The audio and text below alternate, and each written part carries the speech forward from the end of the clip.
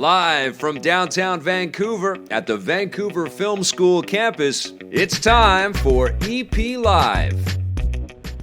Hey, welcome to EPN. My name is Victor Lucas, and this is my friend Johnny Millennium from the Happy Console Gamer Show. We bring you the latest in every single cool thing every single day. I screwed up the thing because you're here today. I know, you took it on your own, right? So you're doing good, But it's all right. No, we know what we're doing today. Absolutely, professionalism. We're going to have an incredible show. We are shooting this live in our event space at the VFS Cafe, which is at 390 West Hastings in Vancouver, BC. So if you are in the area, please come on down and enjoy the show. We've got an incredible guest today. Mr. David Hayter is in the house. Not me. Solid Snake is here. We are so psyched to have him with us today. This is a very, very, very special episode of EP. And we know it's a little bit earlier, but there's something going on in the cafe space a little bit later, so we had to start a little bit earlier. We've got a rundown to get to and a couple of dedications. First of all, renewed member Jonathan McFowle. Thank you so much for your support, buddy. And Emilio Rivas said, "Oh my God, I found Vic Lucas again. I used to watch EP and Judgment Day on G4. Thanks for watching us right here on our YouTube channel. You rock. Let's get started with your rundown." Audiences are finally going to be able to live, die, and repeat again with a new Edge of Tomorrow. It looks like the long-in-development sequel to the 2014 Tom Cruise sci-fi movie is finally moving forward. Deadline reports Warner Brothers has brought in a new screenwriter to begin crafting the script with the hope of getting stars Tom Cruise and Emily Blunt back to reprise their roles, along with director Doug Liman back behind the camera. No word yet on where the story will go in the sequel, but we'll likely once again be seeing characters relive the same day over and over again as they battle alien invaders. The first film received rave reviews, but struggled at the domestic box office, only to be saved by more favorable numbers in China, becoming one of the first big U.S. hits in that country. Warner Brothers is obviously hoping for the same success the second time around, and I think, you know, with Mission Impossible Fallout doing so well and Tom Cruise in the news that he's got his partnership with McQuarrie to do a couple more Mission Impossible movies, I think, you know, the stars are aligning now for Tom Cruise movies to be big. He's got the new Top Gun movie, too. And also the thing is, we did Battle Angel, our review on that. Yeah. And I said, and you said, it's probably the best adaptation from a comic manga into a live-action movie. Yeah. And everybody was going, no, that Die Rinse to Repeat or whatever is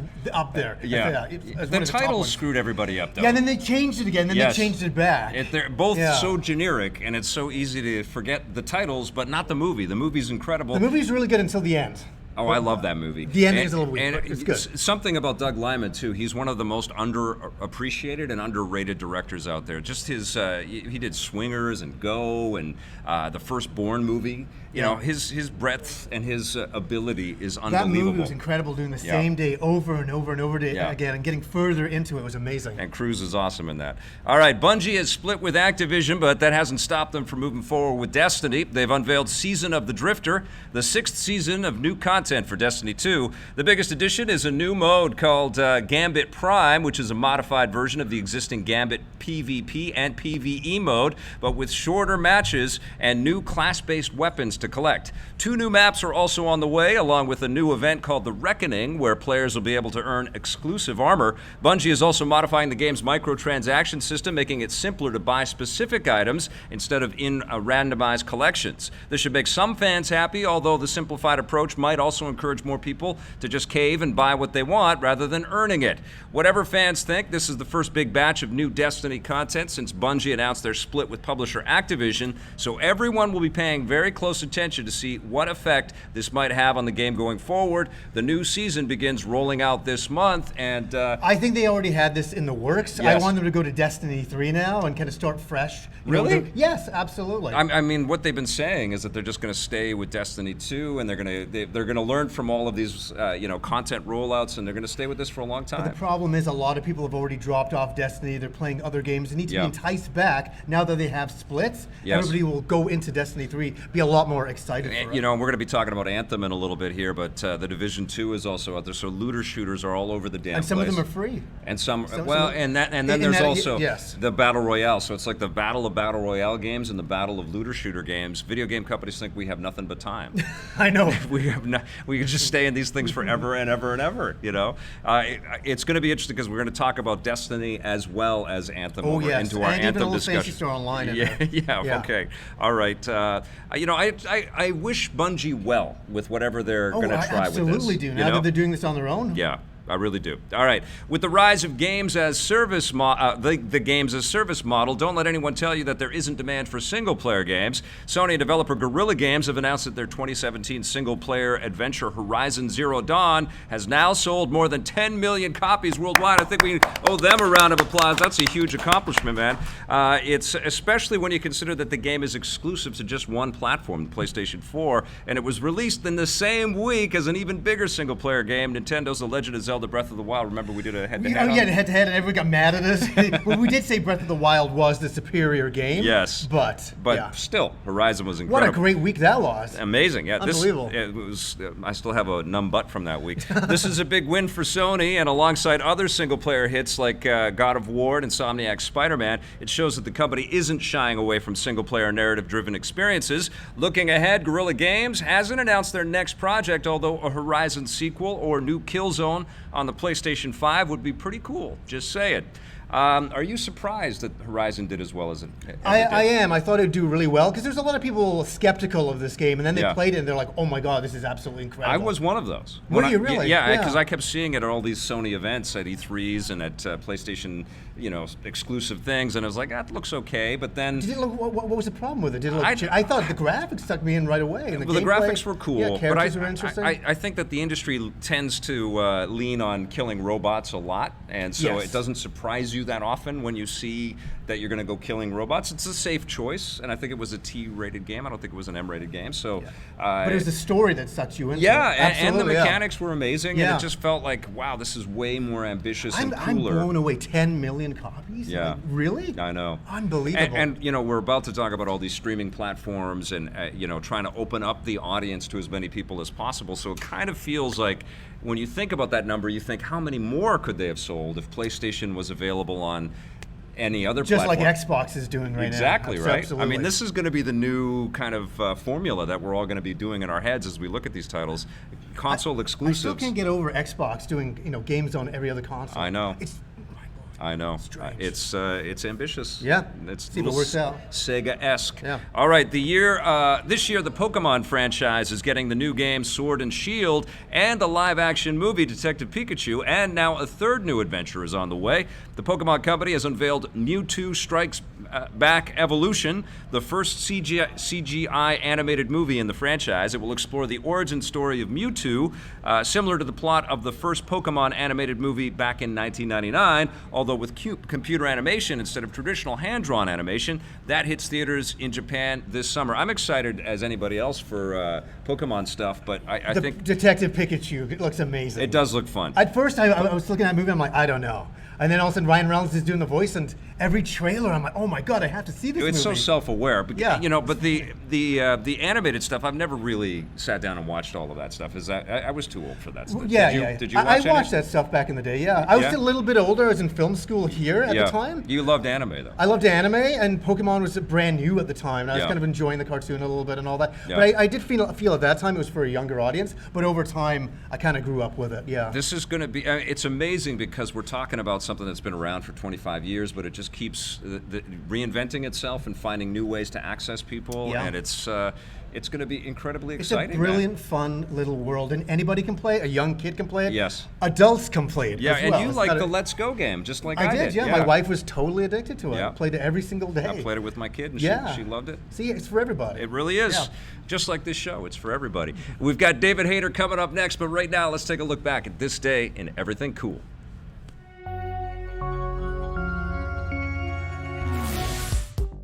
Welcome to This Day and Everything Cool for March 1st. On this day in 1966, humanity reached an alien world for the first time. The Soviet space probe Venera 3 crashed onto the surface of Venus, making it the first human craft to ever come into contact with another planet. It wasn't supposed to crash, obviously. The designers had planned for it to touch down gently and take scientific readings, but a failure in the rockets made it crash unexpectedly, and no data was sent back. Thankfully, a follow-up probe, the Venera 5, was able to land safely on the surface a few years later. It sent back readings for 53 minutes before melting in the 320 degrees Celsius Venusian heat.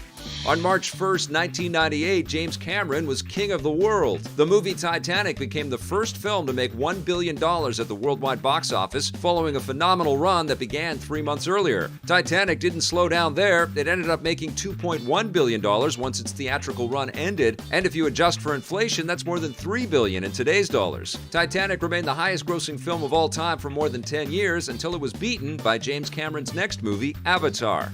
March 1st, 2001 saw the birth of a new video game franchise. The original Zone of the Enders was released in Japan, with a North American release following a few weeks later. Created by the same team behind the Metal Gear Solid games, Zone of the Enders took place in the distant future, with players taking the role of high-tech Gundam robots blasting each other in third-person combat. The series wasn't as well received as Metal Gear Solid, although it did generate a cult following, enough to get a sequel made. Since then, Konami has largely let the franchise go dormant.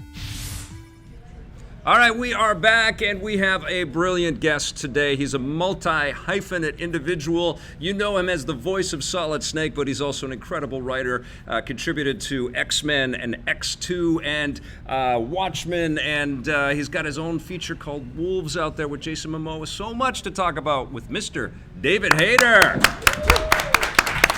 Hello, my friend. Hello. Come Good on to see in. you. Absolutely. I would stand up, but I would pull so many wires out of here. I'd probably start a fire if I stood up in the middle of a tight show. fit. It is. Yeah, we're still figuring things out. I like Thank you it. so much for it's being here. Absolutely. It's This is very awesome. intimate. Three nerds talking about nerdy things. That's right. 3 telegenic nerds. Very nice. I like that. Welcome to Vancouver. Thank you so much. Always a pleasure to be here. Why- I love this city. It is a beautiful city, right? And you brought sunshine from Los Angeles for us, which we appreciate. But why are you here? Why am I here? Why are any of us here? I'm here to appear at the Canadian Fan Expo. Say hello to some of the people and hang out and eat in the restaurants and drink Canadian beer and get some tidbits from my daughter. What is your favorite Canadian beer? Is Oh, it just like God. Canadian or No. Granville Island? Or? Well, no. I mean, I usually get like local beers and Yes, try to. yeah. I tried those. I mean, I don't know. I like Creemore and Sleeman's, and I've got a lot of favorite Canadian beers. There's a lot I of mean, craft beers in yeah, Vancouver. We're pushing for sponsors right now. If is what people we're don't, doing. if people don't realize, I was born in California, but my entire family is Canadian, and I spent much of my life growing up mostly in Ontario and Montreal. And thank you, Toronto. Do you have dual citizenship? Or are I you, do, yeah. Yeah, so you can live wherever you want to live. I can go wherever I want. Yes. They can't stop me. And the cool thing about your work is that you just float. I mean, that's kind of like the recipe for your life, too. You can go wherever you want. You can be a voice in a TV show or an actor on screen, or you can write a movie. Yeah, yeah. I mean, you Just make like it you sound planned it, easier, right? Yeah. easier than it is. But I am very fortunate in that I gained a bit of credibility in a number of different areas of the entertainment industry towards the end of the last millennium, and that's served me pretty well. Awesome. Yeah. You have worked with both Bryan Singer and Zack Snyder. Correct. Both of these gentlemen come with a whole bunch of controversy around them for different things. Well, they certainly do. Yes, but They certainly do. Tell me a little bit about working with these guys, because say what you will about them, they've both created very beautiful work, incredible work. They're enigmatic individuals, and they're talented people as well. Yeah. Wildly talented people. I've been lucky enough to work with. There was Singer and Zack Snyder, and I've worked with Ang Lee a little bit, and Paul Greengrass, and some truly amazing directors. I didn't get a chance to work much with Zack. Like they kind of took my script and went forward at Warner Brothers, and I was on to something else. But I did fly up to Vancouver, and when they were shooting. That's right. They shot Watchmen here. Yeah, they were shooting Watchmen, and they were shooting like the newsstand stuff, and I was sitting with Jackie Earle Haley, and got to and Zach and his wife Deborah were so sweet and showed me the owl ship and all that stuff. It was That's really awesome. So cool. Yeah. So those two movies, when you look at X-Men 1 and X2, which were both shot in Canada as well, which is crazy. Yeah, X2 in Vancouver and X1 in Toronto. Yeah, and then you look at Watchmen, it's almost like you could really point to them as cornerstones for where superhero entertainment has come since then. They really helped to launch a lot. I am constantly pointing at them, and for that exact reason. Yeah. Yeah. When we made X-Men, the first X-Men, for example, it was a very different world, and the studio was like, there's no way that a movie with 11 superpowered main characters is going to work. Nobody's going to understand it. It's not Batman. It's not Superman, and they were very, very pessimistic, and of course, it worked out okay, and now here we are. So I'm sorry. Could you have called that? Well, as a comic book fan, as a lifelong nerd, yeah, I was like, I love Superman, I love Batman, I love Spider-Man, but Wolverine is the best there is at what he does, even though what he does is not very nice. Yeah. But I love the X-Men so much that I always felt that there was potential. I think for the core group of filmmakers, me, Singer, Kevin Feige was there, Tom DeSanto. We really believed in the story we were telling, and not only the characters, the world, the badassery, but in the message of anti-bigotry and divisionism and all that stuff. So yeah, we really believed in it, and I think that belief shows through to a certain extent. Now anything goes, it feels like, right? Yeah, anything with a cape. Well, but also the artistry can kind of filter into a bunch of different directions as well. I just watched the Umbrella Academy, and I thought it was fantastic. Right. But you see the influence; it's all over the place. Yeah. Well, yeah. I mean, what can I say? It was a very fortunate time, and our director Brian was, difficult, but quite brilliant, and really gave us a way to view these things in a way that felt real for camera. So. You had already had somewhat of a career working in the film and television industry prior to X-Men. Mm-hmm. You had done some on-camera work as an actor. Yeah. What else had you done any writing before that? Just for myself. Yeah. I had never intended to be a writer. I had produced a little film called Burn in '97. That I did a little shaping of the script, but didn't really see myself as a writer. And prior to that, I was by guest starred on Major Dad. I was the lead in a movie called Guyver Dark Hero. I did a ton of anime, so if you watch a lot of anime. Gundam 0080. That's right. I was Absolutely. Bernie. I was Bernie in the Gundam War in the Pocket series. Love that anime. So good. Yeah, I got to do. I was the lead voice in Lupin Castle of Cagliostro, which was Hayao Miyazaki's first film. Amazing. Which is astounding. It's an astounding film. Yeah, so I got to do so much cool stuff. But I mean, I was broke as hell until X-Men came along. So. I got to do fun stuff, but it didn't pay very well. Oh, look how young I am. There you Well, are. I got to ask you the number one question. It's like I've melted. A lot of people want to know, when is Guyver 2 coming to Blu-ray? When is that happening? Blu-ray. That's not even the question. The question is, when is Guyver 3 going to be made? That would be when is Guyver amazing. 3? That would be Yes. incredible. But I've been, we've been talking. We're in the age where actors stay with roles forever. You gotta We're come going to get a back. new Rambo movie this year. I have suggested that maybe we do a Guyver 3 where I come in as the Luke Skywalker elder, Yes. Guyver advisor who tells Right. the kid he's screwing it all up. That would be amazing. So we'll see. As far as the Blu-ray goes, I have no idea. But, I've been waiting. I got the DVD. I've been waiting for years. I know, right? Absolutely. We're going to get into Solid Snake and Metal Gear stuff in a second here, but I want to stay on X-Men for a bit because we're at the end of the run, it looks like. That started with Bryan Singer's kind of first kick with it. Mm-hmm. With Dark Phoenix, the trailer was just released yesterday.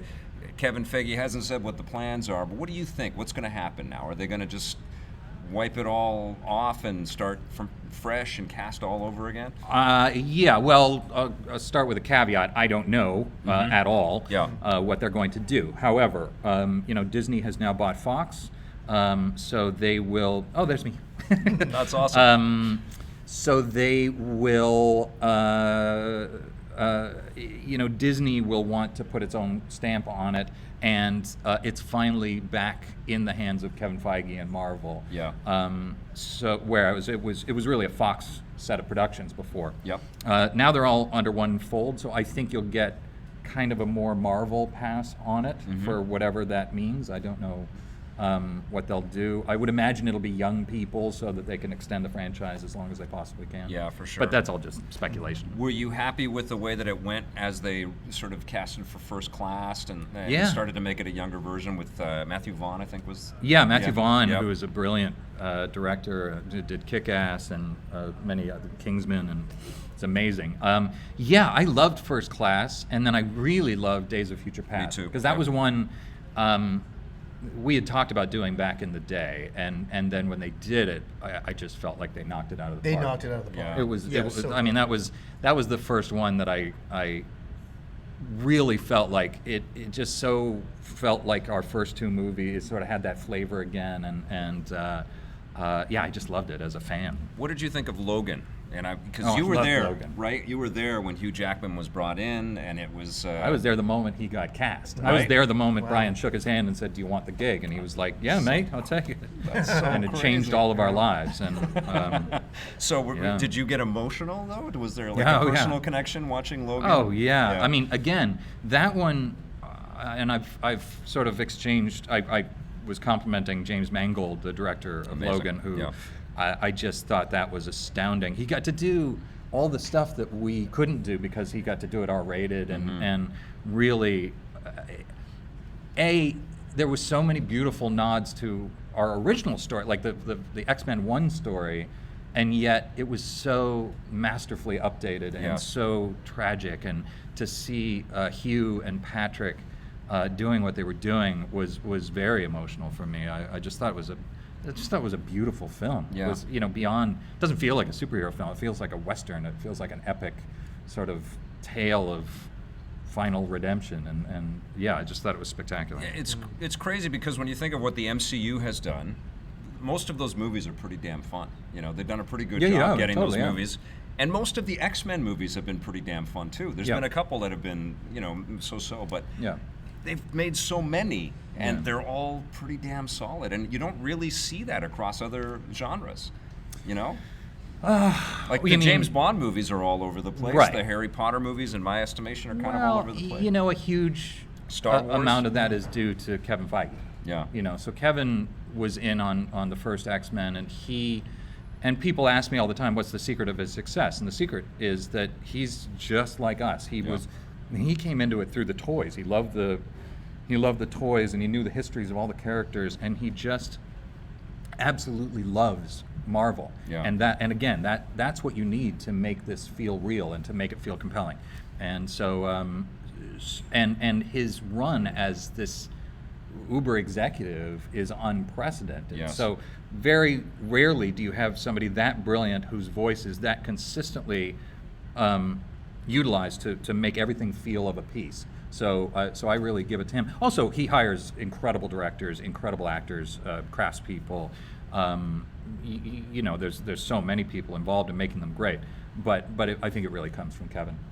We're going to get off superheroes. I can talk about superheroes But forever. honestly, it's an interesting subject. Yeah. When we grew up, there wasn't that many superhero movies. I know. Now we got like 40 movies. I know. Well, and Remember we had Superman and Batman 1989, and that we was had to about wait it. so long, and Yeah. they were like dreams that maybe one day, and We now live in that. The nerds finally took over, and Yeah, it's amazing. it's an They went overabundance. crazy though, eh? Well, They went yeah, nuts. nerd paradise. Yeah. We've got Greg Berlanti though on the TV side of things. Yeah. And I think he's been killing it as well. Totally. And you have played King Shark on the Flash and Arrow. That's show. right.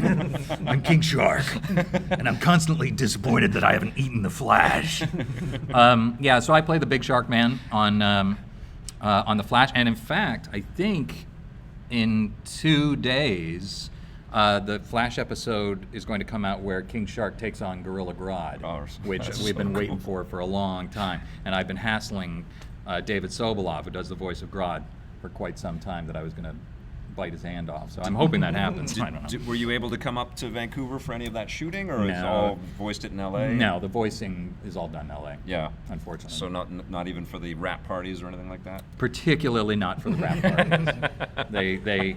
I think some of those people have seen me at other rap parties and said that's not for us. We like your voice, just don't come and party. That's with us. right. Yes. That's right. Gotcha.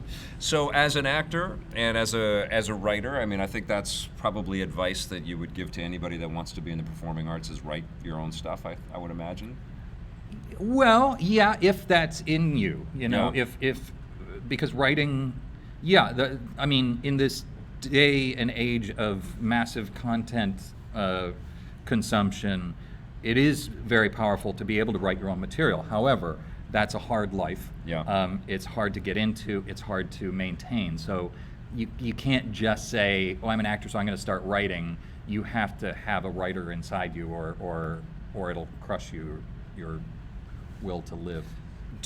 You've had success though, crossing all of those streams, and do you think a big part of that success was because you were willing to do that and to learn all of the ropes? Yes, and also because I loved writing. I mean, I started when I was 12. I would write little stories instead of doing my homework, and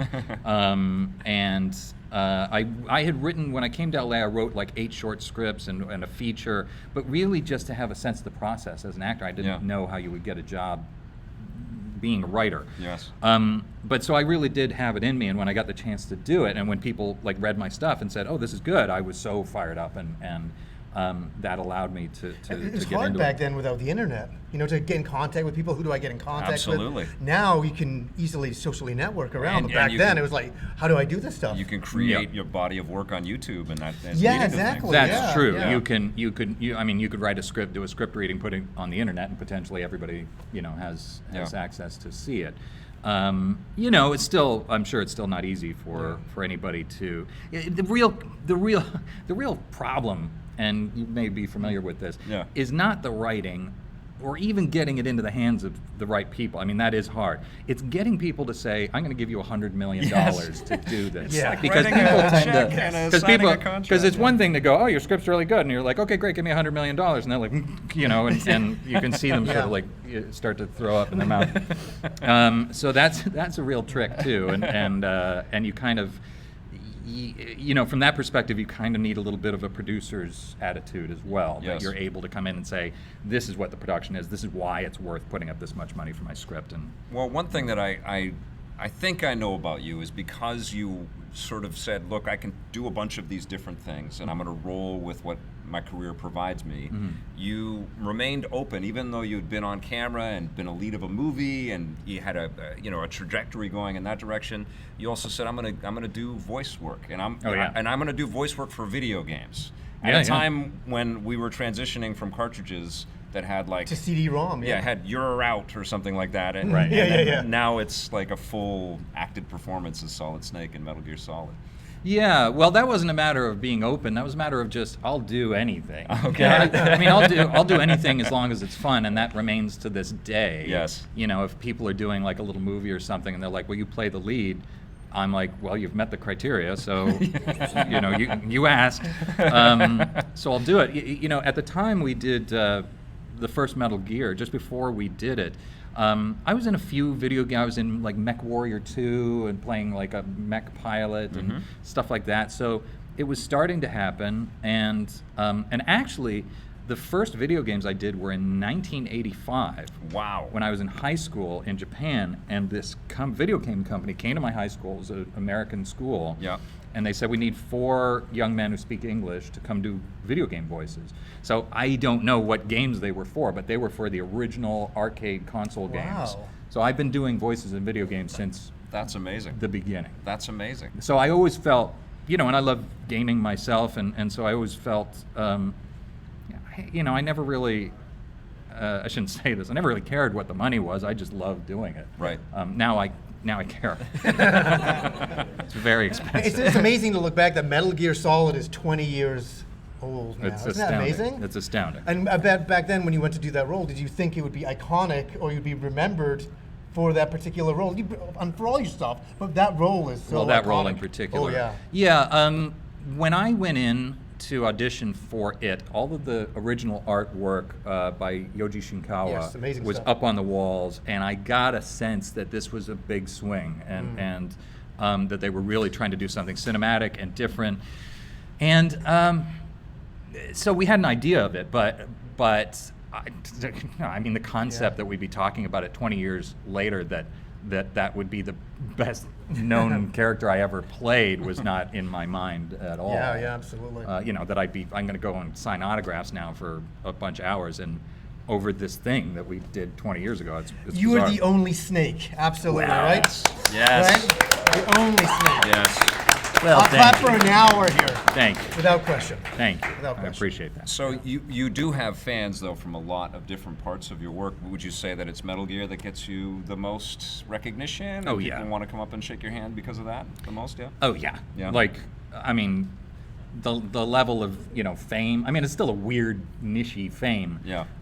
But it comes from Metal Gear, and it's so funny because my life is really mostly going to meetings and working on projects in Hollywood as a writer, and they know me as a writer, and then we'll be at lunch and somebody will come up and say, "Hey, aren't you Solid Snake?" And the vice president of the studio is like, "What?"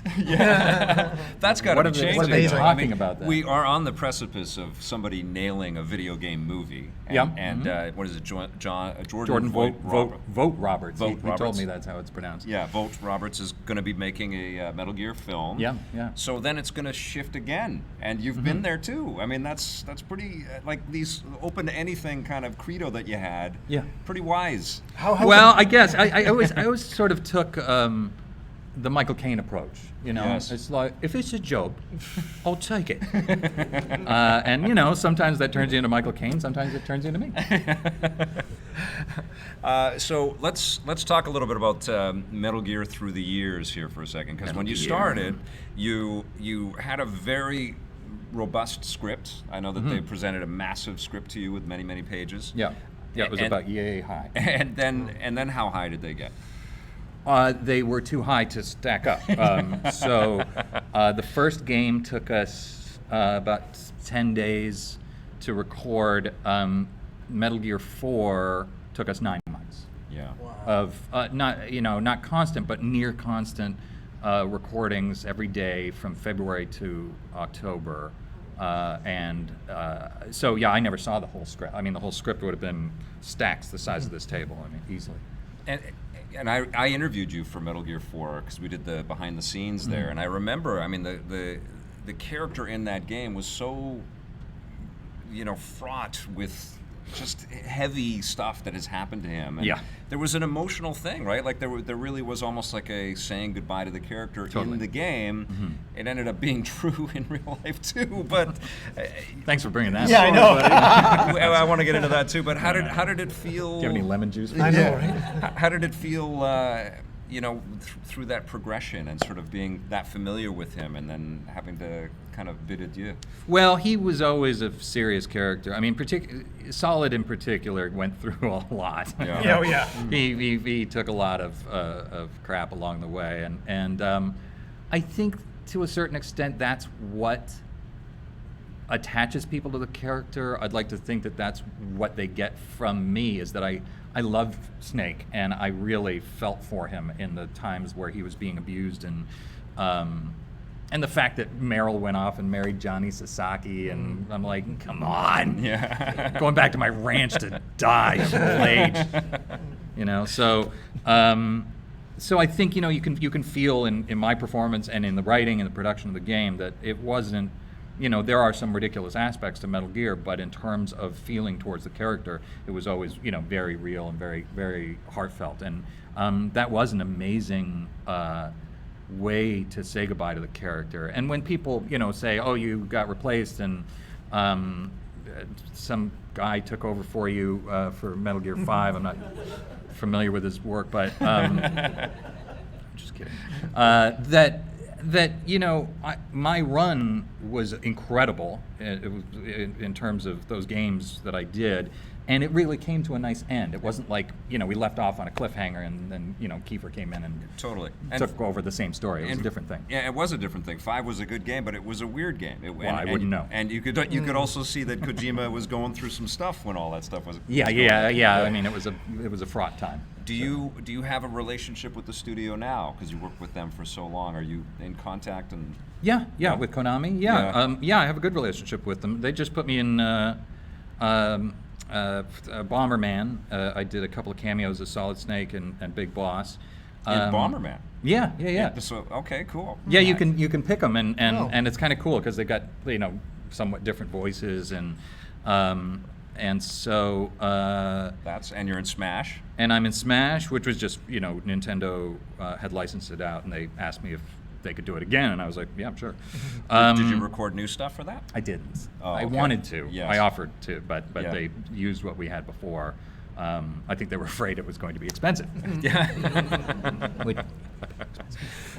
so I do have a good relationship with Konami, and I hope that the franchise goes on, and we'll see. What if they asked you to come back? Would you be interested? Yeah. Yeah. So would we all. You don't know my. You heard my philosophy, right? What's that? Yeah. Oh, do it. Just do it. Yeah. Yeah. I mean, The Michael Where Caine. do I sign? We all do Michael Caine I'm around Michael here. Caine, We all do Michael and if you Caine. want me to do Snake, I'll do it. I'm going to let Johnny steer for a second here. I'm going to look on the chats Sure. here because I'm sure people have got some questions for Mr. David Hayter. That's a lot of chat. There is some chat going on here. So go ahead and ask David some questions there, Deb. Oh my God, there's Okay. too many. Too many. What is your favorite Metal Gear game? Snake Eater. Yeah, me. it's the best. Same with Number me. 3. Hey, Number 3. What? I brought my copy to get signed. Oh, there you go. Absolutely. Smart man. Smart man. Shagohod.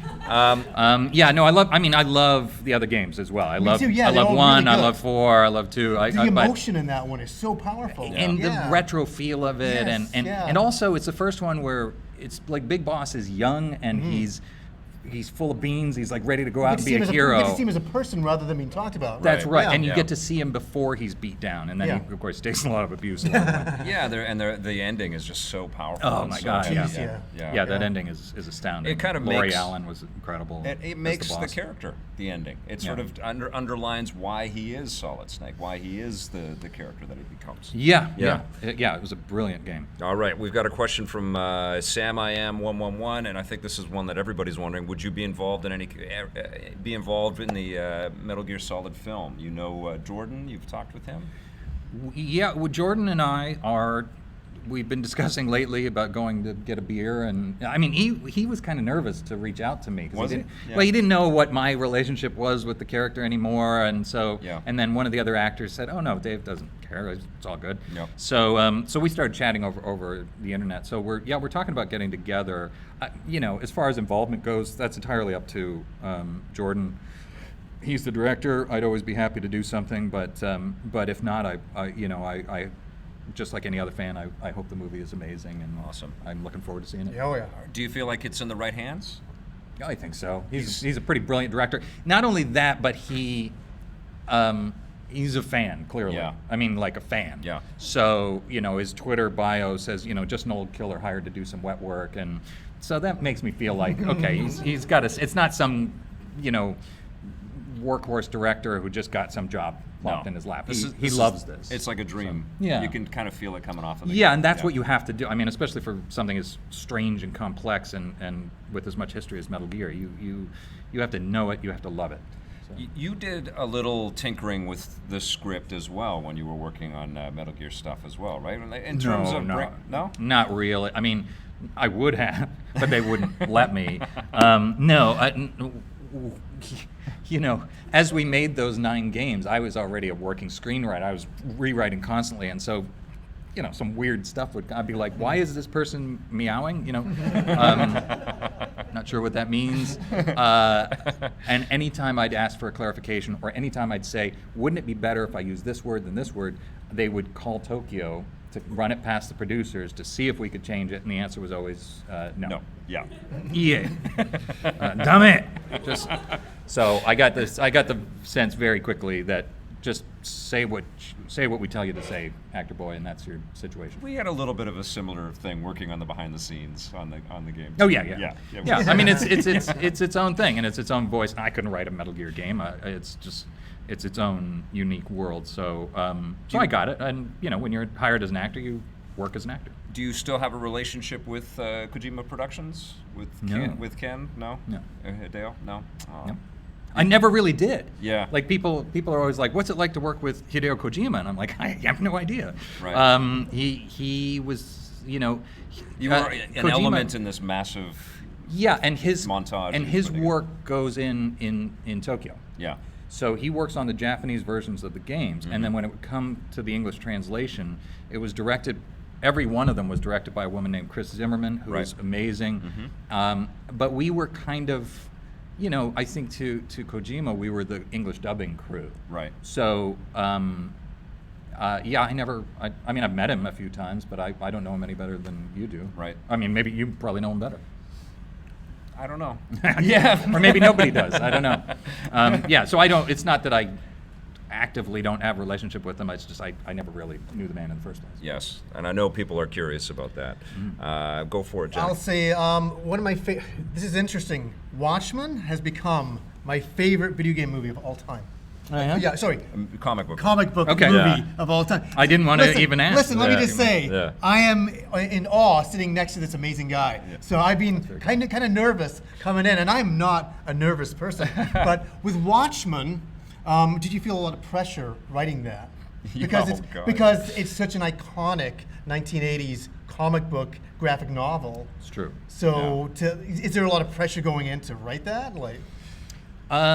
Well, look, anytime you're working on a $100 million plus film, there is an enormous amount of pressure. The pressure, but I think what you're asking is, do you feel the pressure from the fans? And also, right, when you're sitting there, you're looking at the page, you're like, do you just go blank and how do I do this? Is there really tough moments? Are you ready to put on a workshop right now? Well, we don't have to go that deep. No, I'll tell you. Yeah. But the answer is not what you'll expect. The answer is no. When you have a piece of material that is so brilliantly written. Yeah, from the original source material. Yeah, the original source material is so brilliantly written, from every single visual to just about every line of dialogue to every line of description is so good. The adaptation is not that difficult. What is difficult is convincing the studio, again, to give you this outrageous sum of money to do a very dark, intellectual, twisted superhero movie, and it was never going to happen until Zack Snyder, coming off of 300, said that I want to do that. Thank God for that. At a point when he could do anything, he decided to do Watchmen. Thank God, and we went and got it made. So no, adapting it was not a problem. And if the question is, was I worried about what the fans would think? No. Just follow the source material, you'll be okay, because that was so good, right? My love of the source material was so fierce and so deep. I was like, it was the same thing with X-Men. I was like, if I love it, if I can feel it being Watchmen to me, then other people will feel that as well. Yeah.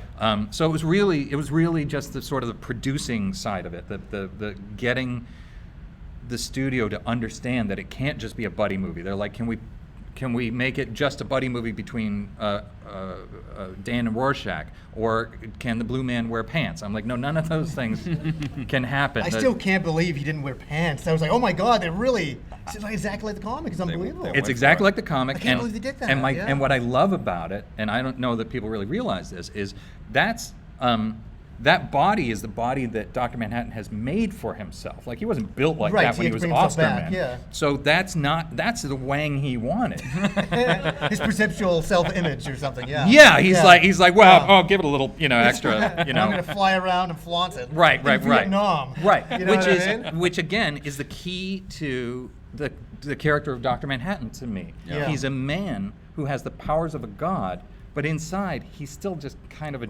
man with a man's ego. Yeah. And he's like, there's that moment where he's starting to date Lori, and his current girl is saying, just watch when she starts to get wrinkles and starts to age, and you're still goddamn 30. And in his mind, he thinks it's true. Right. She's aging more noticeably every day. That's what he says, yeah. And it's like, well, okay, A, you could probably stop that, and B, he's just a dude. He's just this flawed guy who gets all the power in the world, and that's what makes him amazing. And dangerous. And enormously dangerous, because he just terrifying. he loses his girlfriend, and on a whim he says, okay, I'm going to let the world burn. Yeah. Like, that's what happens with people with that level of ego, who have that level of So power. what was it like from writing it to seeing it? And were you around for all the production of it? Not all of it. I mean, I was here for like 3 days while they Yeah. were shooting, which was amazing. Right. But no, a lot of it happened while I was off on other films. But So what was it like for you to see that the first time? it was astounding. Yeah. We had a premiere. First time I saw it was a premiere at the. Oh, that's not true. There was a little screening between, and it was, oh my God, you guys would have died. It was Damon Lindelof and I think Joss Whedon and me and like 12 of the most amazing people you ever saw, and we watched it through and gave our thought. It was over at Warner Brothers, and then we had a little reception afterwards with Zach, and so it was pretty amazing. awesome. It's Yeah, really yeah, yeah. stood the It's test amazing. of time, that film, too, It's gotten right? better over time. Yeah. Well, I think it's gotten better because I don't think for the theatrical version you needed more than a year to edit all that material. Right. And so the ultimate cut is my favorite, where they've cut in the Tales from the Black Freighter Yeah. and. Yeah, it's incredible, and like that. I think that was what was so dismaying for me, to not enjoy some of the later work that Snyder was doing with Batman and Superman. Like, because I am a fan. I love 300. I actually thought Man of Steel was pretty damn great, even some of the ballsy choices. Sure. This was terrific. Terrific. And then it just seemed to just ride off of the rails a little bit there. Do you have a favorite of the superhero films that you weren't involved with? Well, those are lesser favorites. No, yeah, of course. I loved, Sam Raimi's Spider-Man 2. Yep. I loved Logan. Deadpool. Deadpool 2 in particular is astounding. Yes, it is. Really good. Yeah, Days of Future Past. I mean, I've got a bunch, but I guess those would probably be the top ones. What's your for me. favorite movie of all time? I typically say Raiders of the Lost Ark. Almost. Yep. Seems Because very- that's yeah. That is the That's a good greatest one. movie ever made. it's the greatest movie ever made, and I'm here because of that. Because when I was 12 and I was in Mississauga, Ontario, and I was sitting watching Raiders of the Lost Ark, and they were looking for Indiana Jones, and the guy said, "I found him," and they said, "Where?" And he said, "There," and they pointed, and he was climbing up on that U-boat. I was just racked with electricity went shooting up my spine, and I was like, whatever they're doing, Yes. that's what I want to do. I don't Yes. care what capacity, I don't care what it is. So it all comes from Raiders for me. Yeah, I remember sitting at home back then, 1981 it was. Yep. And my dad comes home. He worked at the world's biggest bookstore. He's the manager Yeah, there. yeah, of course. Yeah, and he came home one night and he said, "Hey, we're gonna go see this movie." And I said, "What movie, Dad?" I was like 7 years old. And he's like, "It's something like Raiders of something. I don't know." And I remember coming out of the theater with my dad. And my dad was not a fanboy like we are with movies. He just walked out of the movie, and never mind my swearing here, but all he said all the way to the car was, "Holy shit! Holy shit! What a movie!" Yeah. Oh, and he was so taken by it, and I was. Still love the movie. Well, Absolutely. I think was mind-blowing, yeah. we're all sitting here right now because of Star Wars. Star and for me, Wars for me, Superman was yeah. a massive Of course, thing. yeah, And, of course. and Raiders of the Lost Ark and Close Encounter. Like, what a Time glorious period. time to Time kind of period, be yeah. exposed to. It was an amazing thing to be that young and then have the cinema change like that. Yeah. For nerds like us, Like and 1982 it was a really hell of a cool. year, yeah. But it was Raiders that made me go, "Oh, I'm gonna change." I wanted to be a lawyer before that, and I was like, "Oh no, I'm not." Doing that." So, how do we?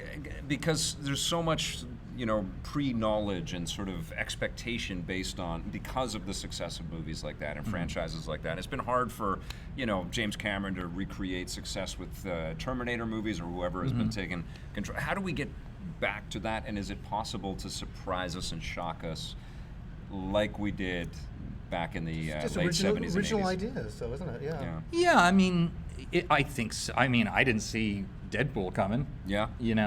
I think it helps when there's not a lot of expectation behind it, and you're making something that you're like, this is going to be groundbreaking. Yeah. But the internet isn't swirling around it, trying to pick it apart before Right. it comes out. Yeah.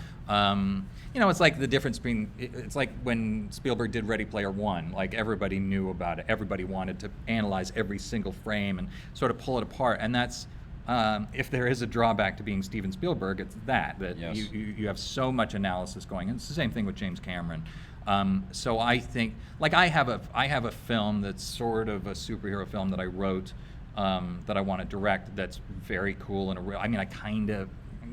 It's not like Kick-Ass, but I kind of feel like it's got this original flavor and so on and so forth. Sure. And if I manage to make it, it'll come out of nowhere. Except now I've ruined it all. But you guys won't tell anybody. Yeah, I guess that's it, right? Like we had Starlog magazine to read. Back in the That's day. right. That's it. Yeah. And they only had limited access. It Yeah. wasn't like it wasn't like there were PAs on the set snapping pictures and sending things and there wasn't this massive global detective work. Totally. Going into and we had analyzing to everything. wait as well. Yeah. Now we don't wait for anything. Now No, it's instant. weekly. That's true. Instant, You yeah. know, now escapism is you can't escape escapism. No, you can't escape escapism. There is no escape. What did you think of Battle Angel? I think it looks very interesting. you I haven't haven't seen seen it it yet? yet. Oh, you haven't seen it yet, yeah. My apologies. So you recently were all over Twitter talking about something that went down while you were at Netflix. Yeah. Yeah. There was the threat of a gun on the premises while you were at Netflix. And Yeah. Wow, so, I didn't know that. So tell me what you were going through through that, but also why the hell were you at Netflix? Oh well, I'm writing and co-producing a show called Warrior Nun, based on the Ben Dunn comic books. Awesome. It's about nuns Antarctic and Press. warriors. I was Yeah. surprised to see that. I was like, whoa, I remember this from back in the day. Yeah, I yeah. read that, yeah. Yeah, so I was very lucky. The showrunner Simon Barry brought me in to my first writer's room. I did 6 months with these amazing writers, and so they're about to start shooting in Malaga, Spain. Nice. But towards the end, I mean, like 4 days before we were supposed to be finished, it was 4 o'clock in the afternoon, and I said, okay, well, I'm going to go home. And so I go out into the alleyway on the Netflix lot, and there's this woman. She comes out, and she's got like a walkie-talkie here, and she calls out to this guy. She's like, Dale, get in here. Everybody, we're on lockdown. Everybody needs to barricade themselves in their offices. Oh my God. So before she went back in, I was like, I'm sorry, excuse me, what's happening? Like this. And she said, there's an active shooter in the Holy crap. parking garage or in the building over there. And I looked down towards where the parking is, and there's just cops everywhere on my the lot. God. So I went back into the office, and I said, there were like 5 other writers there, and I said, I don't want to alarm you, but here's the situation. And Netflix hadn't called us, like nobody What? let us know. Yeah. We were all just about to head right to the spot. Oh my God. So, I mean, it was a crazy moment. I'm not blaming Netflix, but so we barricaded ourselves in the office. We had one door we couldn't lock, so we put like couches up against it, and then, unbeknownst to me, we had this young writer, Matt Bosak, and he's probably about 30. He's been in the military, and he sat in a darkened office right off of the door that wouldn't close with a knife, so that if anybody came through, he would kill him. Jeez. Oh my Oh, God. yeah, wow. And I was like, that's so the sort of thing I would have done if I was 30. But because I'm not, I went into like the safest room and just checked my Twitter and stuff Lock like the that. door, you know. Yeah. So we were there for about 2 hours. Then they let us out, wouldn't let us get our cars. We went for beers and pizza, and then the whole thing was cleared. It turned out it had been a disgruntled employee who called in this fake gunman, and then they arrested him at his home, and we were able to go home. Oh my God. But it was, it was stressful. Yeah. I mean, Had you been through anything like that before?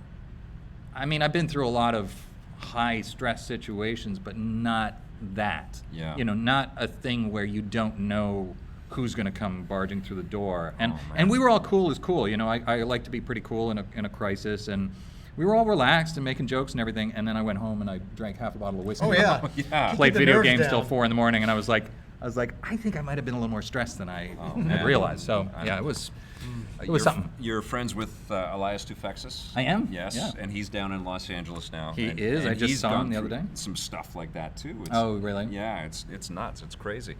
Are you? But he killed the guy. He's dead. Yeah, Elias is young, so he doesn't put up with any of that stuff. That's But right, Have that's you right. seen? And he's been working out. Oh no. The Yeah. guy's ripped. Are you tight with a whole bunch of voice actors? I know that there's a lot of tweeting going on, and you see them at conventions. Do you get together like with cast members? Well, Jennifer Hale is an old friend of mine. Love you, Jennifer. Love you, Jennifer. Yes. And she actually takes credit for me being Snake, which is under dispute, but she says she got me the first audition, which I appreciate. But she definitely got me the job of being the lead Jedi voice in Star Wars: The Old Republic. That's fantastic. So Jennifer's probably my best friend in the business. But like Kari Payton, Who's killing it on Walking Dead? who's on Walking Dead, and I think he's up here now. Cool. We had worked together, and and through these cons, I've gotten to know Fred Tatasciore, Nolan North, Troy Baker. The biggest stars in the business. Oh, and I've become friends with Maurice LaMarche, who is the greatest, funniest person. If you don't know who he is, Google him because he is mind-blowingly hilarious. What's one of his characters? He was among a million things. On Futurama, he was Hedonism Bot. He was the news monster, Morbo. He is always, anytime you see an animated Orson Welles, it's him. Yes. He was the Brain in Pinky and the Brain. Awesome. That's awesome. He's astounding. So I'm very lucky to know these people. We could talk forever because It's you've true. done a million different things, and there's a million different ways, but we are going to wrap up soon. But I have to ask about working with Jason Momoa. Yeah. Because you worked on a film called Wolves where he was the star. Yeah. He seems like an amazing dude. He is a force of nature. He is an amazing dude. Yeah. He's lovely, hilarious, loyal guy. And I didn't realize this, but my wife pointed out that some women find him attractive.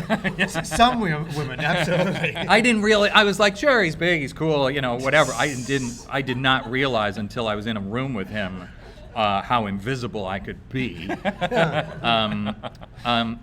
the thing about Jason is he is what he seems. So when you're with him, he's 6'5". He's like 245 pounds of muscle, and he's just huge. And the first time I met him was at a steak restaurant. He ordered 2 steaks, 3 salads, 3 huge beers, and you just wanted to be away from his mouth as he ate.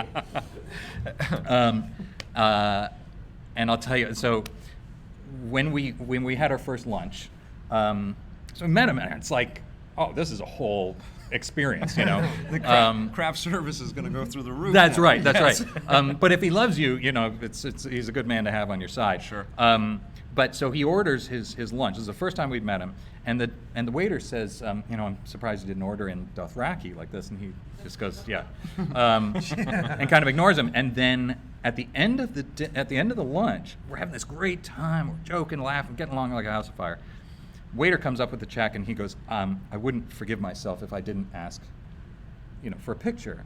And Jason literally goes, yeah, why don't you go F yourself?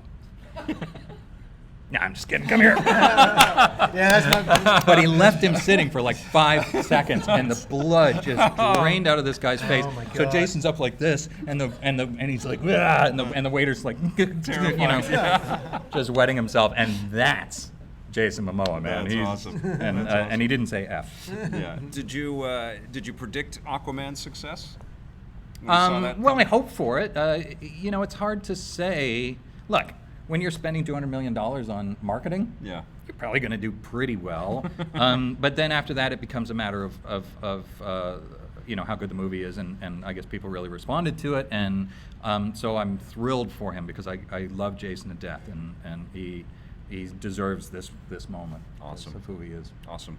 David, you've got King Shark on The Flash coming up pretty soon. Mm-hmm. A whole new, Long Dark? Long Dark. The Long Dark. Yeah, totally revised performance and rebooted sort of visuals and all that stuff. So, and that's an all Canadian sort of A-list Canadian talent game, video game. Hinterland Games? Yeah, Or Hinterland yeah. Studios? Raphael von Lierop. Amazing. Yeah. And when's that? Is that out soon-ish? Yeah. Sure. Like a couple of months or something. No idea. Okay. What's and then you've got the Netflix show Warrior Nun. Warrior Nun probably Yeah. comes out at the end of the year or so, and then I just did a guest star on the season 2 premiere of Hot Streets with Justin Roiland as the pirate Creamy Zeus. Okay. I'm a pirate who has the powers of cream, obviously. Okay. I can trickle, that sort of thing. And My cream will give you screen dreams. you're in Smash right now. You're going to be in Super Bomberman. Smash, Bomberman. And what's... Oh, and Bloodstained Ritual of the Night, which Oh, yeah. will Oh, come that's out this right, summer. yeah. eventually going to come out, this game. Eventually. For it, yes. This summer. Yes, eventually. I recorded it a while ago. All right, so David Hayter, true to his word, you can find him everywhere. In I am all kinds of ubiquitous. things. He is the Michael Caine of transmedia, right? That's right. Yes. Thank you for being on the show, buddy. Thank you for having me. It's Great to always a see you, pleasure man. to see you. Great to I've see known you. this man for forever, and he's awesome. Absolutely a pleasure. And this man I just An met. absolute pleasure. What a delight. Absolute pleasure. All right, you guys, we've got a lot more EP Live for you right now. It's time to take a look at a review.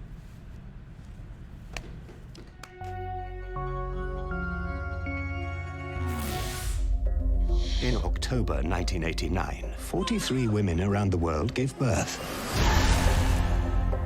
None of these women had been pregnant when the day first began. How much do you want for it? Before I took off for Washington, D.C. to check out the Division 2, I got a chance to binge watch The Umbrella Academy, but I've been super busy, so this is my first time being able to stand here and tell you guys how enjoyable this superhero television show, this kind of off-kilter superhero show, it sort of deconstructs a lot of the stuff that we know about superheroes, specifically the team-based, family dynamic superheroes like the X-Men, and puts the whole concept together in a kind of satirical way, definitely a dark comedy kind of way, but still with lots of superhero tropes that we know and love. It's terrifying. This is the story of this eccentric billionaire who discovers that people all over the world have been born on exactly the same day by women who had never shown any signs of pregnancy before. And he says, oh my God, there's something special here. So this crazy dude goes off and collects all of these different kids and tries to raise them and dive deep into their powers and abilities. And of course, this manifests in all kinds of weird eccentricities and a lot of hostile feelings towards each other within this family dynamic. And we get to know all of these different characters, and they all kind of represent types, superhero types. We've got the hulking giant monster guy who could be a cross between the Hulk and Man-Thing or Swamp-Thing or something like that. His name is Luke. He's almost part werewolf, and he's played by Tom Hopper, who we last saw in Game of Thrones, and he's pretty terrific. He has to wear this crazy bodysuit, and he's very, very big, and they always got him in these big puffy jackets, and he just looks like he's a walking cartoon character or a comic book character. Ellen Page plays this woman that has not really found her way with powers yet, and she has always felt a little ostracized from the family because she hasn't. I'll put on a pot of coffee. A guy named Aidan Gallagher, who I think is the standout actor in this series, plays a time traveler. Number 5 is the character's name. He's almost like Nightcrawler, but he can go into the future and into the past. And so what's happened with him is he's stuck in the body of a 15-year-old, but he's a 58-year-old man. And the actor is so convincing. You really feel like this kid is a 58-year-old man, and that's one hell of a performance, man, because the guy just embodies it wonderfully. His mannerisms, his facial tics, and just his attitude with everybody. It's just like, oh my God, I've seen all this, I've done all that. Why won't anybody believe me? I know I'm wearing these shorts and these knee-high socks, but come on, take me seriously. So, terrific role and a terrific performance there. Diego is this vigilante who has knives strapped all over him, these super cool knives that can turn around corners and stuff, and he'll kill anybody. He doesn't care. Sit! Colm Feore plays the eccentric billionaire, and we just get to see him in flashback sequences because the whole idea of the show is that everybody meets to kind of recognize that this guy has passed on, and there's a bit of a mystery there. Does anyone wish to speak? He was a monster.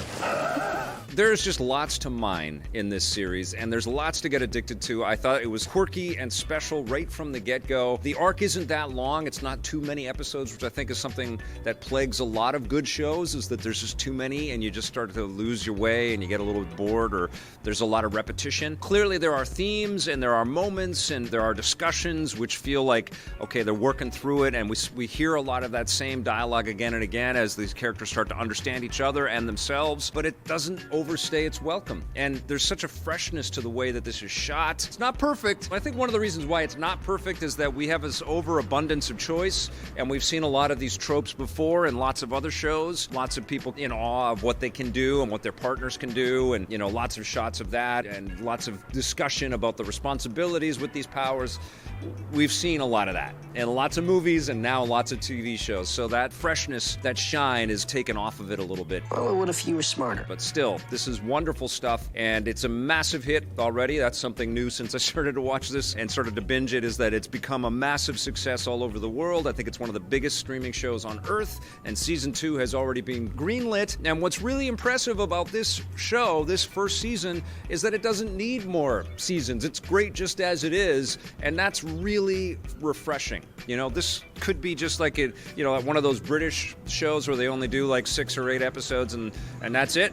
It kind of feels like it's made with that quality. Oh, is that all? Congratulations to everybody involved, and I know that this was a pretty big deal for the Toronto film industry because everything is shot in Toronto, so it's kind of cool to see some of the streets and some of the places that we all know and love from that city. But very cool show. I'm going to give The Umbrella Academy a 9 out of 10. Yeah, super cool show. Have you seen The Umbrella Academy yet? I have not. It's so hard to keep up with all of these There's things. so many new shows out all of the time. Yeah. I know. I've got Russian Doll coming soon. I've been binging that. My wife just finished Downton Abbey. And I think that took like a month or something. You know? I'll expect a review from you. Oh yeah. Okay, so shoot that. She's coming on the show. Okay, well, Johnny and I have both been playing a lot of Anthem, like the rest of the world out there. A lot of people curious about BioWare's latest game. Electronic Arts just published this thing, and all the big reviews are out on this. Yes. And it's looking a little bit negative, and we're going to say our little bit on it. yeah, and honestly, I don't think I'm ready to kind of sum it up right now. Me either, at Because all. I've been playing a lot of it. I'm at about level 15 right now, and I think 30 is the level cap. So I'm nowhere near the end game yet, but I've got a nice big taste of this game. Okay, so I'm going to ask you. Yes. Are you having fun? Just before everything else, are you having fun? Sometimes. Yeah. Yeah. And this is the thing, I've been sick all week. I had all my notes ready to Yes. talk about Anthem. Yeah. And I got sick, and then I saw everybody else's reviews, and I'm like, I have a little bit of positive to say, but it honestly is not a great game. No, It and- aspires to be. Yeah, and I think that there's I had a thought about playing the game, because the most beautiful thing, obviously, is the mechanics of being in the suit, in the Javelin suit, Yes. and the mobility that provides, and the mechanics that provides is exhilarating. It's super fun. That is the bit that is working very, very well, Yes. being able to, fly around the world, everybody's saying Iron Man style. I try not to think about Iron Man when I'm playing. 'cause Well, I don't wanna, it's don't wanna definitely go into that. superhero style, and it Yeah. makes you think: is BioWare building a superhero game as well with these kinds of mechanics? Yeah. But here's my thought: in this game, you spend a lot of time. It's mostly player versus environment, but there's cooperative play as well. So you're Yeah. fighting whatever the game serves up at you. It's a looter shooter. But in this game, you spend so much time flying over beautiful, Scenic, like an you know, Avatar-esque world. yeah, like you'll fly into the water and you'll see jellyfish that are glowing. You'll fly over these ancient ruins. The stuff that you fly over in this game Is gorgeous. it looks like better games, though, than what you're playing. You know what I mean? So- You're flying over the ruins of awesome things that you're not playing. You should be down there a little bit more. You should. You're just gonna fly over. It's like, what happened to all those cool things that happened? I would have liked to Yeah. see who built these awesome statues and. You know Okay, what I'm saying? here's my pros. I'm gonna go through Yeah. my pros. The graphics and world design, I wrote that down. Yeah. The mecha suits are cool. I Yes. like them. Yes. Story is okay-ish. It's all right. I zoned out, man. And Yeah. I know what they're doing is like they're putting the lore into little scrolls and And I into hate tapes. that. Yeah. and, but That's why I said okay-ish. Yeah. It's not good. It's okay-ish. And that's inexcusable from a company like BioWare, From BioWare, where it starts I know. from story first and character development first, and you're sort of entranced by the world building that they're doing. And in this one, it's so piecemeal, and it's like aesthetically it looks great, but it's like I'm not. It's kind of weird when you're a player and you can tell the developers how to do it better. Yeah. It should be the other way around. This is their job. I'm not saying being funny, right? Yeah. We play video games. They should be delivering the BioWare experience, Right. showing this amazing world, which they've done, Yes. and delivering a story that sucks you in. How hard is that to do? Incredibly hard. It seems so. Okay, we're Yeah. still on the positives Yes, here, I'm going to yeah, say. okay. The action is fun when it works. Yeah. And it doesn't at times, and we're going to get to that. Yep. Flying is wonderful. I put down Hub World is not bad. Yeah. I wanted it to be a little bit The more. Fort Tarsus? Yeah, I Yeah. wanted to be running around talking to people, feel like I'm really in there. But it felt like I never really feel like I'm in the world. No, you Even open when the I'm door. like hours in. You open the door, and then you always see the same townspeople walking across the market. And Yeah. it's like that's that same sequence every time. And they try to do it like it's like this big super reveal, but you walk in, and it's the same thing over and over yeah, again. it should be inviting and a fun environment to Yeah. play in. You Yes. should enjoy all these characters. And I think all it's a that. weird decision to go to first person after you've been traveling through the world in third person. I don't think there's Yeah. any real benefit from Right. being in the eyes of the character. We should see the character, I think, right? Okay, now we get into the cons. Is Okay. there any more positives you want to say? No. I know. I'm the same way. I'm the same way. Okay. I play it and I zone out. I'm like, okay, this is fun. It's flying around. Okay. but And do then you know my it's- problem is this, Yeah. and I know for you as well. We're Yeah. positive people, Yes. and we want to play games, and especially with this, the hype Well, on this being big, dude, we I want love to play this for a long BioWare, time. and I remember just the video that I put up of when Mass Effect Andromeda came out and how heartbroken I was, and I feel the same here. I feel the Heartbroken. same. I feel even a little more heartbroken because Yeah. when I play this game, it feels like BioWare is trying to figure out how to make Destiny, And I don't want BioWare to figure out how to make Destiny. I want BioWare to make BioWare games that blow me away. If they've really lost where they're going, I think, as a company. Which I hate to say. There's no fun in saying this. I feel like if BioWare was given another year, just like with Mass Effect Andromeda, this game would be incredible. It feels very rushed, and you bring up a good point there. Yeah. Okay, in fact, the very first time I played it, I started going, I'm flying around the world great, so I know I'm playing the game fine. Yeah. And then the next day I start playing it again. Yeah. The lag. Yeah. I had lag so bad that was bizarre. My internet is fantastic at home. Yeah. I'm running around, I'm seeing enemies, and the AI is so lame. And predictable. It's really bad. And you're going to see the same frost wolves and the same, ape-looking bad guys and the big spiders. The enemies are just kind of running around in circles, and sometimes the guys with a big shield out, and you're like, okay, I've seen that before, type of thing. But here's what was getting me.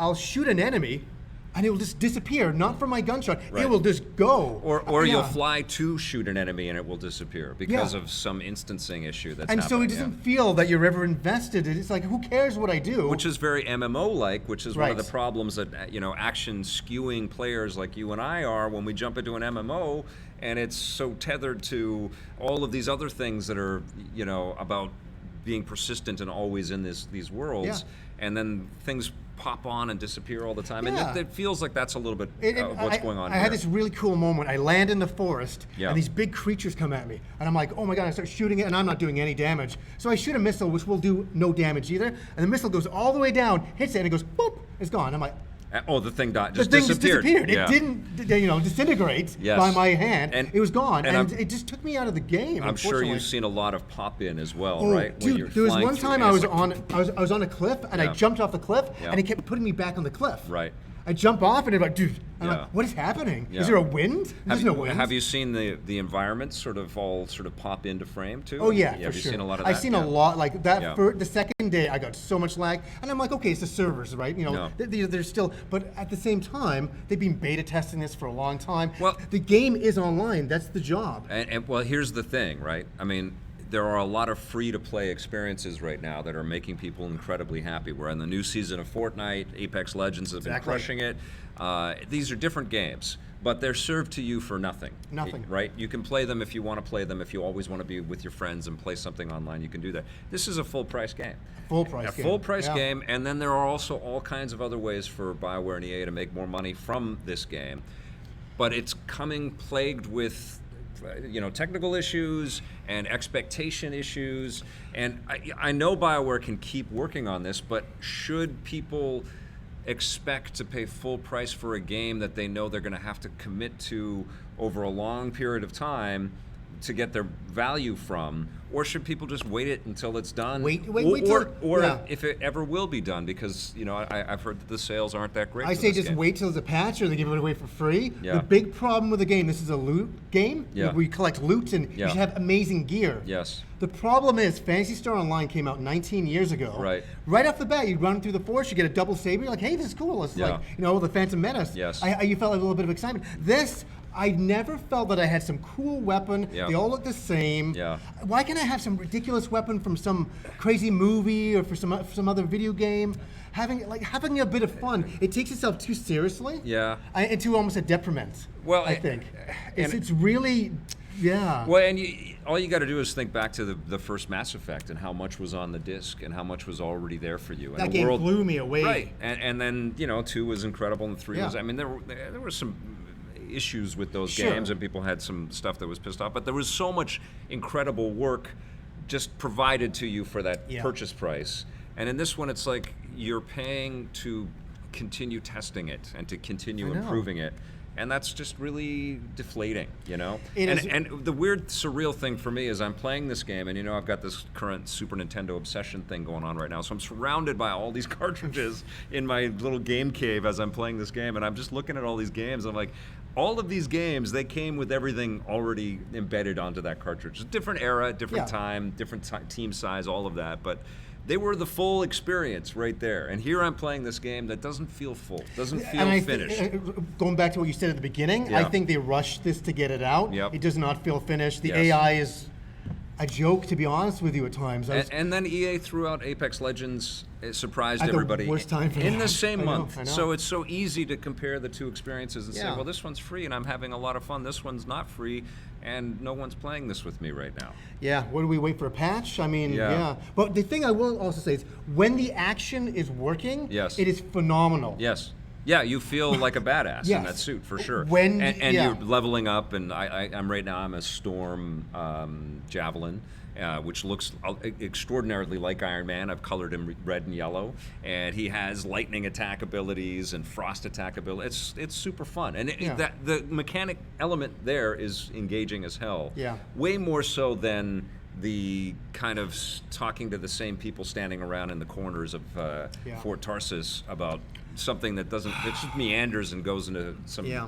topic I don't really care about. We have Yeah. no pleasure coming in today. I know. Being disappointed by this Heartbroken game. again. We really didn't want that. I've been talking about this game for a couple of years since it was first Yeah. shown, and I was like, can't wait for this. It's like Fantasy Star Online Yes. now, and Fantasy Star Online was better for me personally. I know. I feel like there's there's big lessons to be learned by investment into single player experiences like Spider-Man and God of War and Horizon Zero Dawn, and there's big example. lessons to be learned by looking in the past.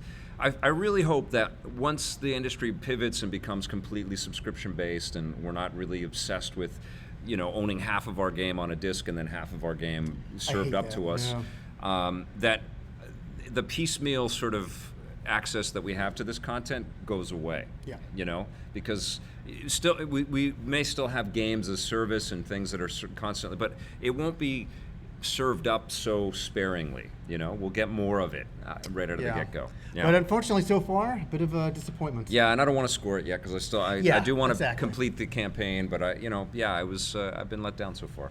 Yep. Yeah. All right, we've got a little bit more show for you right now. Let's throw it to a buried treasure.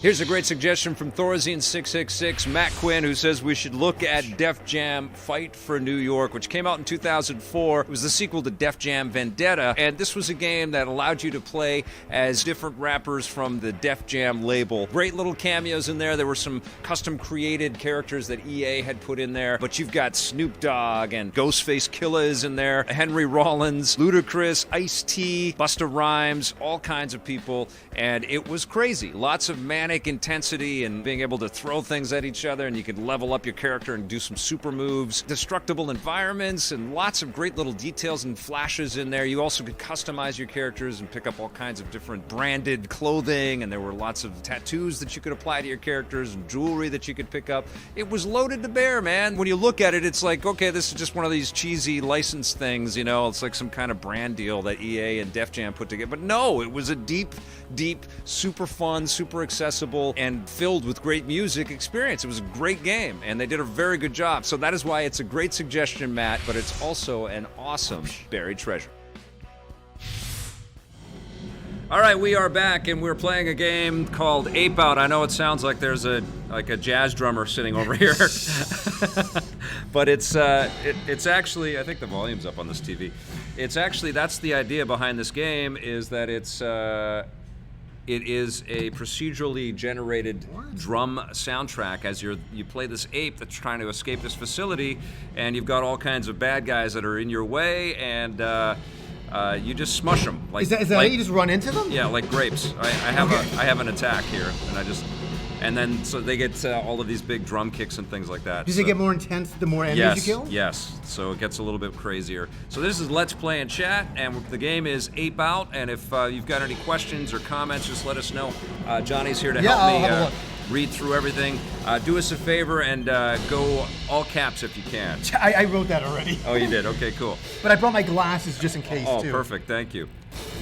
So I interviewed the developer for this game at PAX, I think in 2017, and it looked crazy. It looked like so much fun, and this is another Devolver game. It was pretty ingenious at finding So this clever is a ideas. download-only game? Yeah, it's on Steam and on the Switch right Is now. it an expensive game, or? No, I think it's like a lower Budget price. title? Yeah.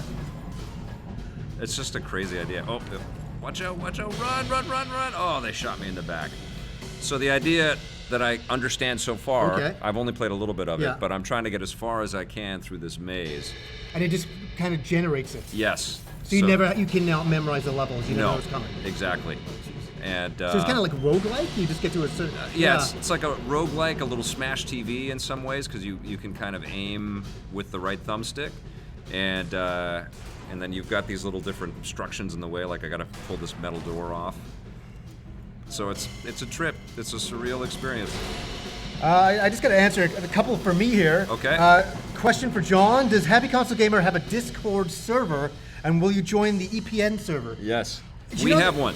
Yes, you do. Yes. I just want to say my thing about Discord. Yeah. There's so much social media stuff. There was Facebook. I left Facebook a few years ago. That was a lot to manage there. Yeah. And then Twitter's a very nice thing for me. But having a Discord server, I just don't have the time. It feels. Like, honestly, like I'm married. Like I don't have the time to manage all those things. If I did, I would be on there like 4 hours a day. Invite your wife. Yeah. And then problem solved. Right, she So- can run the whole thing. Yeah, Kim, will you be on my Discord server? That's that. I feel like a 14-year-old boy.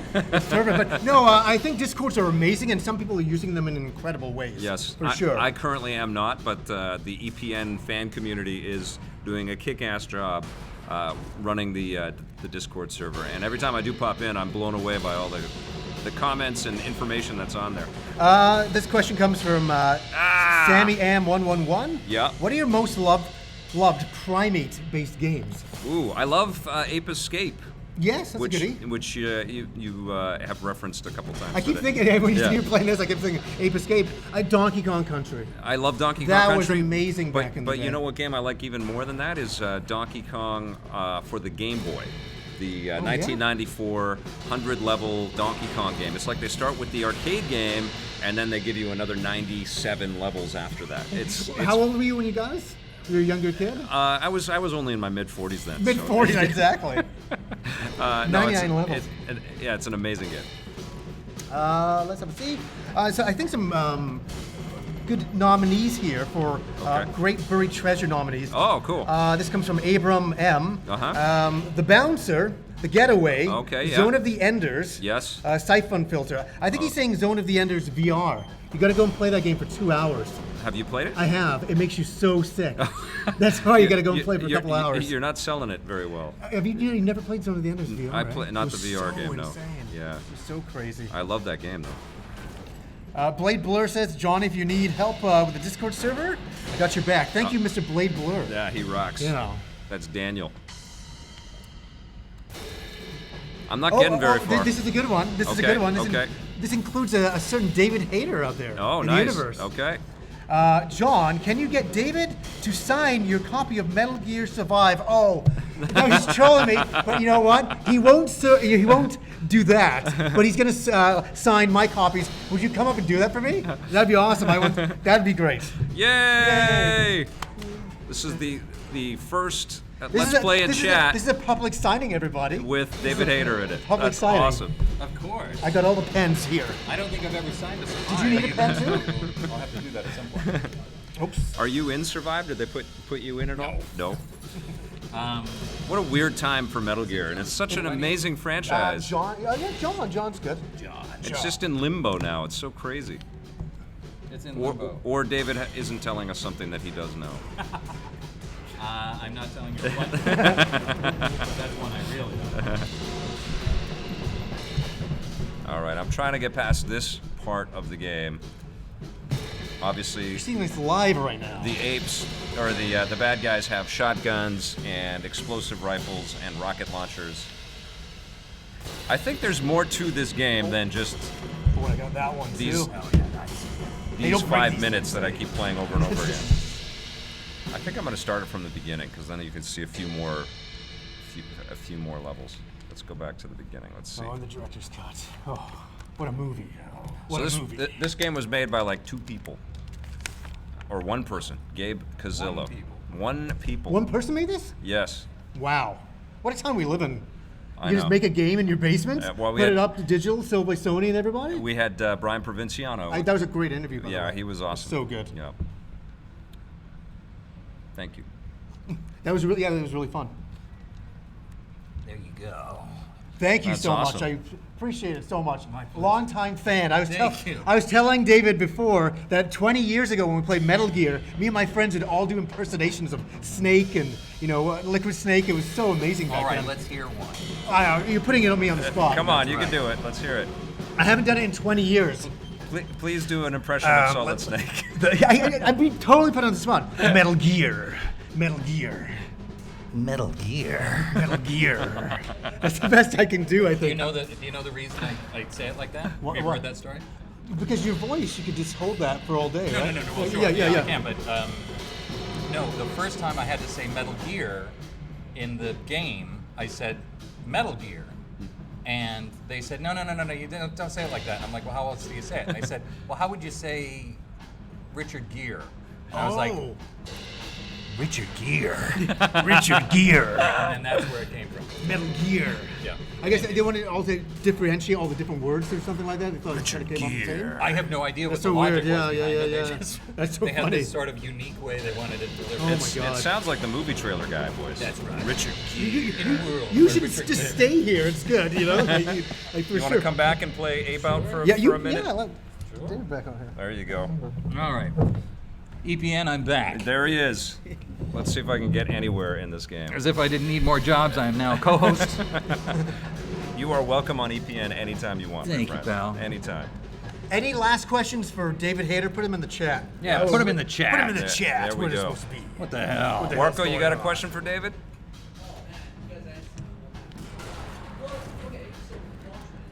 Yeah.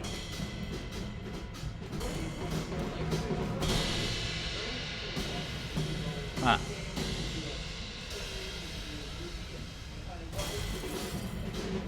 Well, okay, so the question is, what would I do with Watchmen going forward?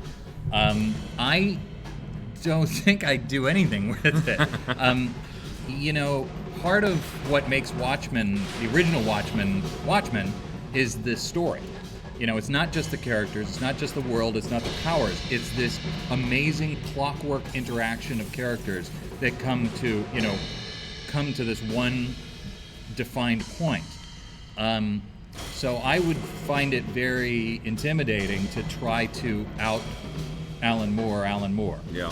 And there is a show now, right? There is a show. So On Damon HBO. Lindelof is doing a show on HBO, which I'm not sure how they're handling it. I would have been perfectly happy to work on it, but I would be very intimidated to take it. I mean, I'll do it. I'll take on anything. But it's so hard to imagine coming up with storytelling more efficient than that particular book. And the was. comics have struggled with that too. Yeah, Right? I guess. I haven't really read the Before Watchmen Yeah. comics, but it's hard. It's not just those people running around doing stuff. It's not like Superman or Batman. That was a specific sort of detective story that is tough to top. And it was a comment on all of that too. It was a total deconstruction of the whole idea around all this stuff. Exactly. I mean, one time I did pitch, and this is true. I figured out how to do a potential sequel to the movie, and I pitched it to Alan Moore. I was so excited, and Wow. he never spoke to me again. But he liked the movie. He loved the movie. No, I don't think he ever saw the movie. He liked me, and he liked my script. great. I thought that he had seen the movie before. Maybe he has, but I don't think so. He said his quote was, David Hayter's script is the closest to a film adaptation that I That's- think will ever be. yes. That said, I shan't be seeing the movie Oh man. because he doesn't like Hollywood, which I don't blame him. I've been there. Did you ever Like meet to have a Alan Moore? sanitation strike. I have not met him in person, but I've spoken to him on the phone a few times. Cool. And always a lovely guy. I have met Dave Gibbons. Yeah. And he's amazing. Yes. The artist who drew Watchmen. Got to get in here. What was that question? Good question, too. Quite a few. Can David come to my house and sign my MGS Twin Snakes? No. Good on you though for asking. But yeah, I Yeah. like the balls. Oh, here we go. Don't take that out of context. There we go. This is the one I want. Abby Jamerson asks, Oh. question, what are your favorite games, David? That's kind of cool. Oh, that's a good question. One of my all-time favorite games is Okami. Oh, that's a good one. Right? Yeah, Awesome that's a good game. That was a transformative game for me. playing Red Dead Redemption 2 right now, which I'm just in love with. Play constantly, which you have to because it's huge. Spider-Man, did you play that at all? Oh, I love. That's so good. The mechanics of the last Spider-Man were incredible. Yeah. Grand Theft Auto 5, I thought was the best writing in video game history. Yeah, I've got a lot that I love. It's an amazing medium. It is. It's still just getting started too. It is. It's astounding. Blake, that's good for Ape Out. I'm sucking, so that's all we're showing today.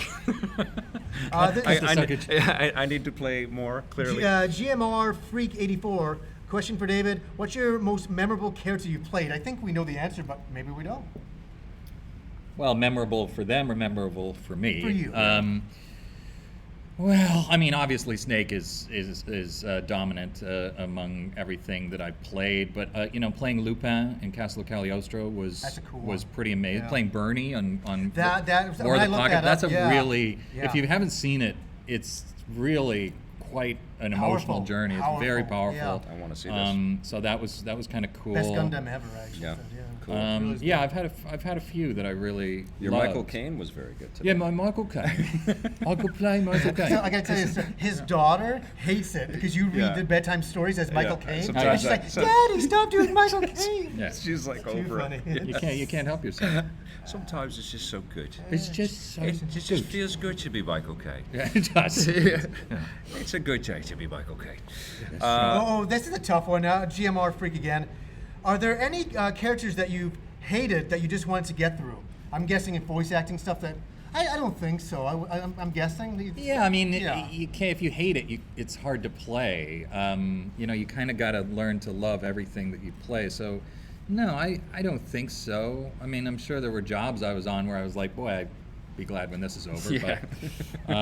But no, as far as the characters go, I try to find the love in all of them. Sam I Am 111. This is going to be the last question, the last guys. question. Yep. David, what's your most memorable story from behind the scenes of any of the Metal Gear games? That's hard, isn't it? Most memorable. Yeah. I mean, we did it for years and years and years. So it's hard to say. I always loved. There were a number of times when, so in Metal Gear 4. Snake is aging. He's got advanced aging problems, and so there's a scene where he undresses for Dr. Naomi, who was played by Jennifer Hale, to show his body and what had happened to it. And she starts to cry, and she's just, I kind of got my feelings hurt. And I'm like, hey, it's not that bad. And so we started sort of riffing like that, and then she said, "Oh, Snake, you're so shriveled," and that almost ended up on the actual track because it's the Japanese producers who sort of run quality control on it, and they don't really know when we're joking. Yeah. So there was another time when like Raiden was like, you have to do this, bitch, and then that almost ended up on the track. So you had to kind of be careful about the way you would play with it, which is hard because it's so hilarious, some of the stuff we're doing. For sure. So I think Shriveled Snake was Shriveled Snake will end there. was a pretty good pretty good anecdote. That'll be in Metal Gear 6. That's right. Shriveled Snake. Shriveled Snake. Thank you again to Mr. David Hayter for being on our show today. Thank you. Fantastic. Let's make this a regular thing if we can. Oh, anytime. All right. Anytime. All right. That's going to do it for our episode today. On Monday, we've got the team members behind Dauntless on the show, and that's going to be a ton of fun. EP Live returns 3 p.m. Pacific Time. That's 6 p.m. Eastern Standard Time, and we shoot it live right here in our venue at the VFS Cafe at 390 West Hastings St. So come on down if you're in the Vancouver area, and we'll see you online if you can't be. Have yourselves a fantastic weekend. Thank you so much for your support, and play forever.